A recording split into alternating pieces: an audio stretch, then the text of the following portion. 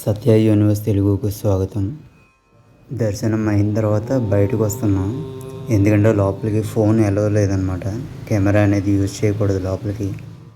మీరు చూస్తున్న ఈ క్షేత్రం ఒక మహిమాన్వితమైన క్షేత్రం. ఇది చాలా మహిమ గలది. ఈ భూమి మీద మొట్టమొదట శివలింగం ప్రతిష్ఠించిన మొదటి క్షేత్రం ఇదే. ఈ క్షేత్రం ఎప్పుడు భక్తులతో ఎప్పుడు రద్దీగానే ఉంటుంది. ఈ క్షేత్రాన్ని చూడడానికి చాలా దేశం నుంచి భక్తులు వస్తూ ఉంటారు. తక్కువ మంది పిలిచే పేరు ఏంటంటే ఊరి పేరు తిరువనమలై. మనకి బాగా అలవాటైన పేరు ఏంటంటే అరుణాచలం. ఇక్కడ 4 ద్వారాలు ఉంటాయి: తూర్పు, పడమర, దక్షిణ, ఉత్తరం. ఈ 4 ద్వారాల గురించి వచ్చే నెక్స్ట్ వీడియోలో చెప్తాను. ఇక్కడ కోనేరు ఉంది, చూద్దాం రండి.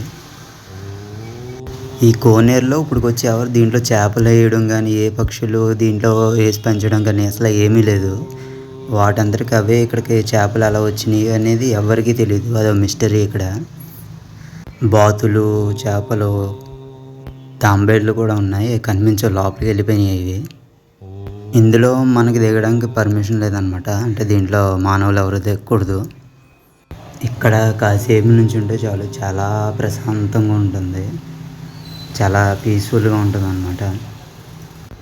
ఏ గుడిలో అయినా మనకి ఏ ద్వారం నుంచి వెళ్ళినా కూడా ఈజీగా బయటికి రాగలం.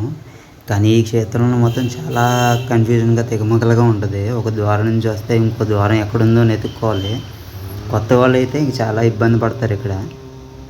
ఈ అరుణాచలం చాలామంది ఈ క్షేత్రాన్ని చూడడానికే కాకుండా గిరి ప్రదక్షిణ చేయడానికి కూడా చాలామంది వస్తారనమాట. పూర్వకాలంలో ఇక్కడ పులులు, జింకలు ఇవన్నీ ఉండేవి. వెనకాల మీకు కనిపిస్తున్నది గిరి. ఆ గిరి గురించి మీకు నెక్స్ట్ వీడియోలో చెప్తాను. అది అసలు ఆ గిరి ఏంటనేది.